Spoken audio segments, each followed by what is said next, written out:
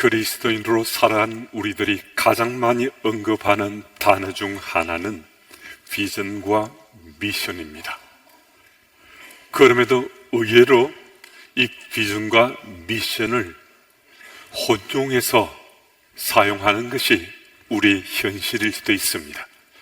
일반적인 이해를 따라 구분하자면 우리가 추구하는 미래의 그림, 우리 가슴을 설레게 하고 감동시키는 큰 그림이 비전이고요. 그리고 그 비전을 실현하기 위한 구체적인 목표가 미션이라고 정의할 수 있습니다.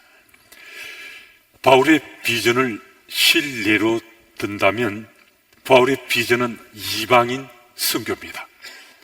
바울은 이 이방인 선교에 자신의 삶을 걸었습니다.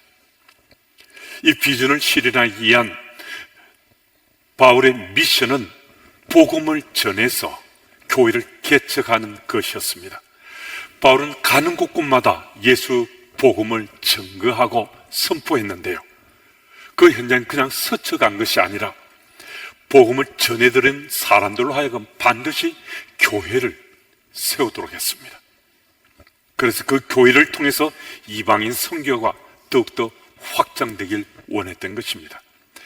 하나님께서는 오늘 이 짧은 본문을 통해서 바울이 품고 있는 비전을 우리에게 아주 분명하게 보여주시는데요, 이 비전을 통해서 나의 비전을 새롭게 세울 수 있는, 설계할 수 있는 그런 기회가 되거나 또 이미 품고 있는 비전이 있다면 그 비전을 보다 분명히 할 수 있는 그런 찬스가 되었으면 참 좋겠습니다.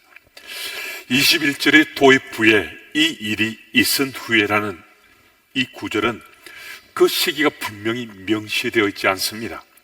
사도행전 19장 10절 말씀을 보면 바울이 에베소에서 2년간 머물면서 두란노 서원에서 날마다 강론하였다라고 말씀하는데요, 그 일을 마친 후에라는 의미로 이해할 수 있습니다.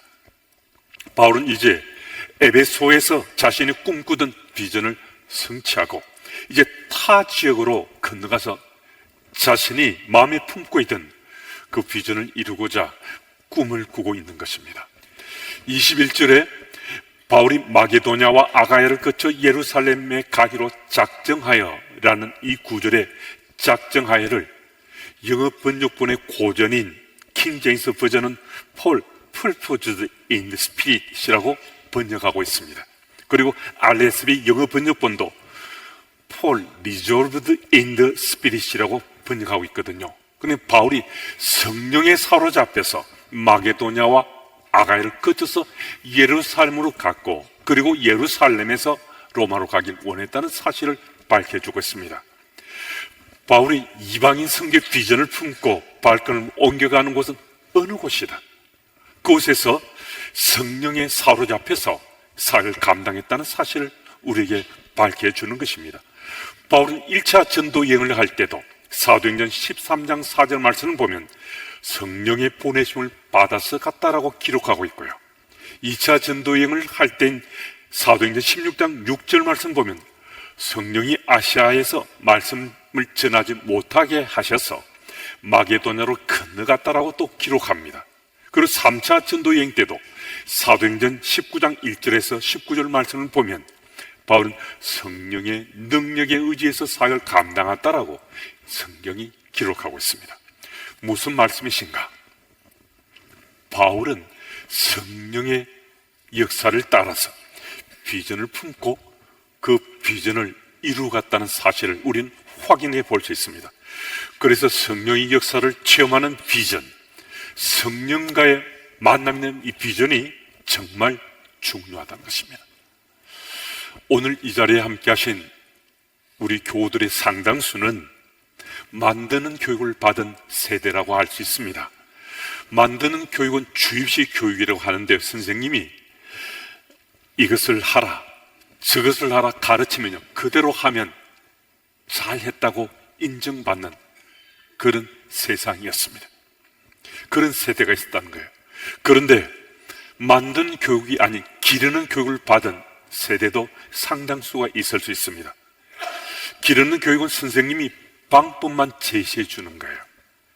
방법만 제시해 주고 학생들이 스스로 해법을 찾아서 답을 도출해 내야 된다는 것이거든요. 그러면 또 사람들이 그런 모습들을 인정해 주는 세대를 우리가 또 살아왔을 수 있습니다. 그래서 마침내 우리는 이런 해법을 찾아서 만드는 교육, 그리고 나름의 교육을 받아서 우리는 세상 속에 나가서 그 교육의 성과물로 성공적인 삶을 살면 잘 사는 삶이다 라고 세상이 우리를 인정해 주었다는 것입니다. 그런데 기독교 교육은 만드는 교육과 기르는 교육만이 아니라 그것을 통합해 주는 만남의 교육을 가르치고 배우는 것입니다. 만드는 교육과 기르는 교육을 통해서 성실히 수고하면 수고한 것에 땀방울을 흘린 것에 대해서 우리는 결실을 거둘 수가 있습니다. 그런데 이 수고하고 땀 흘려 거둔 결실만으로 우리의 삶의 변화는 잘 일어나지 않는다는 거예요. 우리 생애 현장에서 우린 내 삶의 근본적인 변화를 원할 때가 종종 있는데 내가 수고하고 땀 흘려 거두는 그 결실만으로는 이 변화가 잘 일어나지 않는다는 거예요. 그래서 성령과의 만남이 이루어지면 정말 놀랄 정도로 아주 근본적이고 근원적인 우리의 삶의 변화가 일어나게 된다는 거거든요. 그래서 성령과의 만남을 통해서 우리는 새로운 인생의 그림을 그려갈 수 있다는 것입니다. 그래서 바울은 이방인 선교의 비전을 품고서 성령과의 만남을 통해서 사회 현장에서 그는 복음을 선포하고 그 복음의 선포를 통해서 교회를 세우고 그리고 교회를 또 세워서 뽐이 더 확장되도록 하는 그 사역을 성령의 역동하심을 따라 성령의 사로잡혀서 그 일을 감당했다라고 말씀이 기록하고 있습니다. 여러분, 우리 일상의 삶 가운데 우리도 성령의 역동함을 체험하고 성령의 만남이 내 신앙 고백 속에 담겨 있습니까? 우리는 교회 공동체를 통해서 성경 말씀도 공부하고요, 또 신앙의 삶의 예전도 우리가 배우고 익히고 나누기도 합니다. 또 신앙의 삶을 살고자 하는 섬김과 봉사의 현장에 서기도 하고 각양각색의 여러 현장에서 많은 것을 배우고 익히고 나누면서 믿음의 삶을 살고 있습니다. 그런데 그 중에 가장 중요한 것이 지금 성령이 내 속에서 역동하고 있다는 것, 이걸 믿고 느끼고 사는 삶인데요, 이것을 오늘 본문을 통해서는 우린 성령과의 만남이 일상 속에 이루어진다라고 말할 수 있는 거거든요. 그런데 성령과의 만남은 참 힘들고 어려운 것이 아니에요. 수차례 제가 말씀드리기도 했지만은 예수님이 내게 그리스도로 믿어지고 예수님 구원자로 고백할 수 있는 것은요, 성령께서 도우시지 않으면 이 불가능하다고 하잖아요.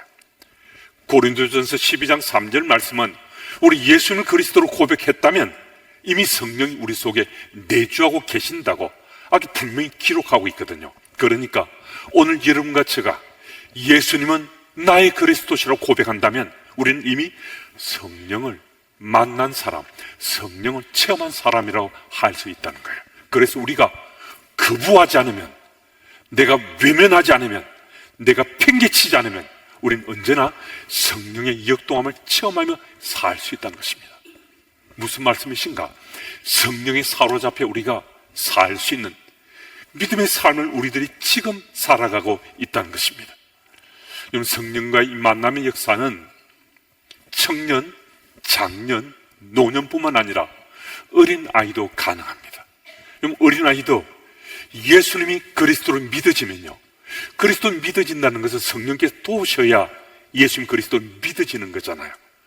어린아이 그 심령에서 예수님이 그리스도를 믿어진다는 것은 성령이 그 아이를 타치해 주시고 그의 삶 속에 역사하신다는 거거든요. 특별 새벽 기도회를 마치는 날이었습니다. 저희 교회는 1년에 2차례 특세를 갖잖아요. 신년과 고난 주간에 특세를 갖는데 특세 기간 동안에 기도를 마치면 자녀들에 대한 안수 기도하는 축복의 시간이 있습니다. 그 축복의 시간에는 아이들뿐만 아니라 엄마, 아빠, 할아버지, 할머니가 같이 올라와서 저하고 아이들에게 안수하며 기도하면서 우리 마음의 소망을 하나님께 올려드리거든요. 특세 마지막 날 또 순수가 거의 끝나갈 때 현욱이라는 유년부 2학년 아이가 엄마와 한 분 집사님과 함께 강단으로 올라왔습니다. 집사님 얘기가 현욱이는 혼자만 교회 다니는 아이인데요. 그런데 이 특세 기간 동안 하루도 안 빠지고 개근했다는 거예요. 그리고 현욱이는 엄마 아빠가 예수를 믿지 않는데요. 교회에 출석하지 않는데 그날은 엄마도 현욱이가 함께 특세에 참석했고 또 이 강단에 올라와서 안수 기도를 받는데 엄마도 그 집사님과 함께 강단에 올라왔습니다. 그날 사실 이 현욱이를 픽업하던 그 집사님이 깜빡하고 좀 늦잠 자는 바람에 현욱이를 픽업할 수 없게 돼서 현욱이가 새벽에 교회 가야 된다 하는 바람에 어쩔 수 없이 엄마가 그 아이를 픽업해서 특세에 참석해 된 거예요. 그런데다가 아이가 안수기도 받겠다고 강단에 올라가겠다 하니까 어쩔 수 없이 또 엄마가 아이와 함께 강단에 올라오게 된 거예요. 그래서 엄마와 또 그 집사님과 함께 간절한 마음으로 아이에게 안수 기도를 하나님께 올려드렸습니다. 제가 아이들과 한 2분, 3분 정도 기도하는데요.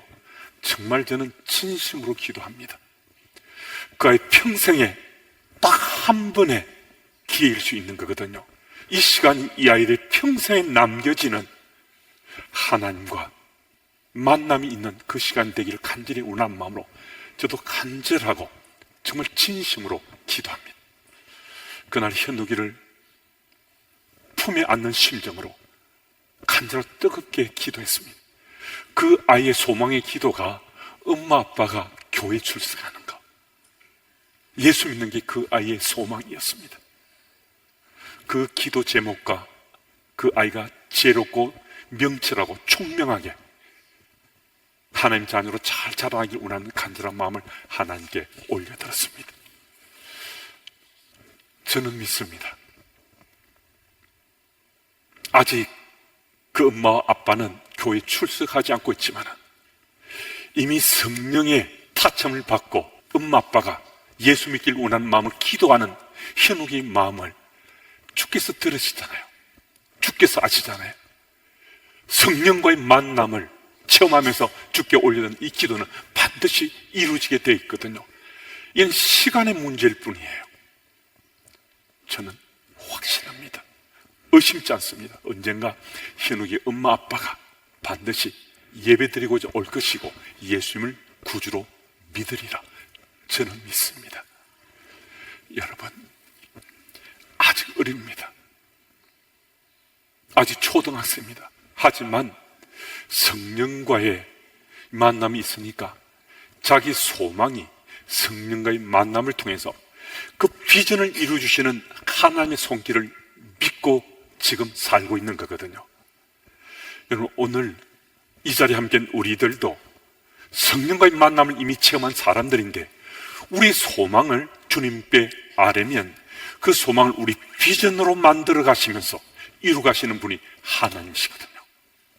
이 사실이 꼭 믿어지면 이 자리에 함께 우리는 우리 소망을 하나님께 올려드리며 그것이 하나님께서 우리를 통해 이루시고자 하는 그 비전의 성취로 열매 맺길 원하는 우리 현실이 될 수 있는 것 아니겠어요? 그래서 저는 우리 모두가 하나님이 기뻐하시는 바울의 이 비전이 이루어진 것처럼 오늘 우리 비전도 하나님께 이루신다 믿고서 우리 소망을 하나님께 자주자주 올려드려야 되겠다. 우리 소망을 주님께 올려드리면 주께서 이 소망이 우리 비전으로 온전히 이루어지게 역사하실 것이야. 이 믿음 가지고 오늘도 하나님 나라 백성을 잘 살아내시는 여러분들이 다 되시기를 축복합니다. 그리고 오늘 본문 21, 22절 말씀을 보면 바울이 마게도냐와 아가야를 거쳐서 다시 예루살렘으로 가고자 하는 그 그림을 우리가 지도를 보았잖아요. 그리고 바울은 예루살렘을 가서 또 로마로도 가고자 하는데요, 이것이 바로 이 순간에 바울의 소망이었거든요. 근데 바울이 마게도냐와 아가야를 거쳐서 예루살렘을 가려고 하는데 사실 이렇게 하지 않잖아요. 멀고 먼 장거리 여행을 거쳐서 역방향으로 갔다가 다시 또 간다는 거, 이거 정말 이해가 안 되잖아요. 분명히 까닭이 있었지 않겠습니까? 그 이유가 오늘 말씀 속에 기록되어 있거든요. 바울이 마게도냐와 아가야를 거쳐 가려 한 까닭은 특별한 모금을 하기 위한 것이었습니다. 그 당시 유대 지역에는 흉년이 들어서 예루살렘 교회 교우들이 굶주려 정말 고통 속에 있다는 얘기들이 전해지고 또 많은 사람들에게 알려지기도 했습니다. 그래서 바울은 마게도냐와 아가야 지역에 있는 그 교회들의 모금을 요청했고, 그 모금한 돈을 가지고 예루살렘을 가서 굶주려 있는 예루살렘 교우들을 구제하길 원했던 것입니다. 로마서 15장 25절 27절 말씀은 이와 연결된 그 내용을 상세히 말씀해 주는데요, 조금 길지만은 우리 같이 한번 읽어보겠습니다. 우리 함께요. 그러나 이제는 내가 성도를 섬기는 일로 예루살렘에 가노니 이는 마게도냐와 아가야 사람들이 예루살렘 성도 중 가난한 자들 위하여 기쁘게 얼마를 연보하였습니다. 저희가 기뻐서 하였거니와 또한 저희는 그들에게 빚진 자니 만일 이방인들이 그들의 영적인 것을 나눠 가졌으면 육적인 것으로 그들을 섬기는 것이 마땅하니라. 아멘. 바울이 예루살렘 교회를 위해서 마게도냐와 아가야 교회 교우들이 곧 헌금을 하게 했다는 거거든요. 연보를 해서 하나님께 물질을 바치고 그것을 예루살렘 교우들이 사용할 수 있도록 그 요청을 했다는 것입니다. 그래서 오늘 본문 22절을 보면 바울이 디모데와 에라스도를 미리 마게도냐로 보낸 것은 아마도 모금 때문이었을 것이다, 짐작해 볼 수 있습니다. 이 일은 바로 그때는 바울의 소망이었어요. 이 소망과 더불어 또 다른 소망이 로마로 가는 것이었거든요. 로마는 로마 제국의 수도고 모든 것은 그 당시에 모든 길이 로마로 통한됐잖아요. 그래서 바울은 그 당시 세계 중심지인 인적 물적 자원이 집중된 로마 제국의 수도인 로마의 그 심장부에 복음의 깃발을 꽂기를 원했습니다. 로마의 예수 복음이 전해지면 온 세상으로, 전 세계로 예수 복음이 전해지리라 하는 그 소망을 자신의 비전으로 하나님께 올려드리고 있었던 것입니다. 로마의 복음이 전해지면 온 세상이 복음으로 물들어가리를 믿고서 먼저 로마를 타겟으로 했는데요, 바울은 에베소를 떠나 예루살렘에 도착했는데, 근데 예루살렘에서 그만 체포되고 말았습니다. 그래서 가이사라 감옥에서 2년 동안 갇혀 있었거든요.